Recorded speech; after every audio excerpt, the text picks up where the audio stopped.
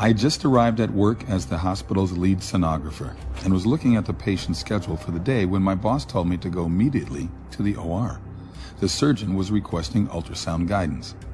That was all the information I was given. I had no idea what I was walking into. I wheeled the ultrasound machine into the OR. The patient was already sedated on the operating table. Plugging in the machine, I waited for instructions from the doctor. He barked at me to place the ultrasound probe on the patient's pelvis so he wouldn't perforate her uterus. Still confused about the procedure, I did as he asked and realized the woman was pregnant. She was in her second trimester, so I easily determined the gender of her baby, a little girl. Stunned, I watched the doctor thrust a catheter into the amniotic sac. The fetus dodged the catheter and tried to hide in the top of her mother's uterus to get away.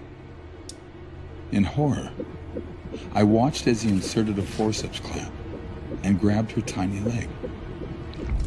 She writhed around in pain, trying to break free, but there was nowhere for her to go. Then the doctor pulled hard until her leg ripped away from her body. She recoiled and violently twisted around in pain and curled herself into a tight ball. But it was no use. The clamp grabbed her arm and she struggled to pull away.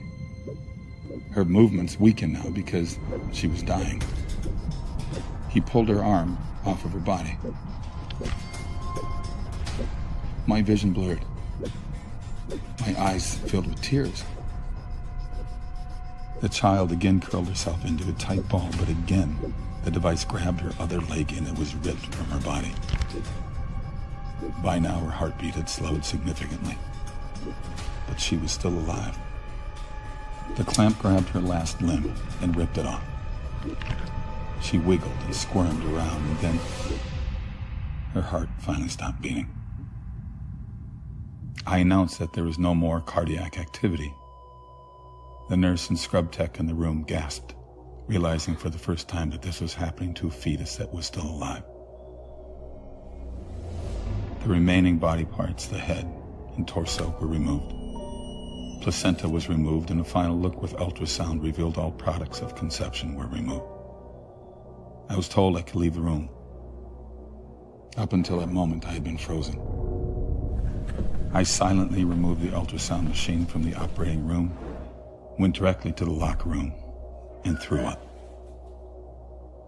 I quit my job at that hospital shortly after. I told my boss I would never again participate in that type of procedure. I was having nightmares and could not escape the memory of what I had witnessed. I would never again assist in the murder of a child. It was over 20 years ago, but it's just as vivid in my mind today as the day it happened. The saddest part is that this procedure is still happening today.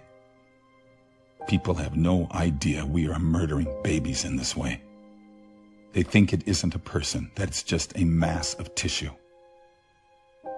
I'm so sorry for what happened to this little girl, for what I did to her. I'm sorry, sweetheart. I'm so sorry.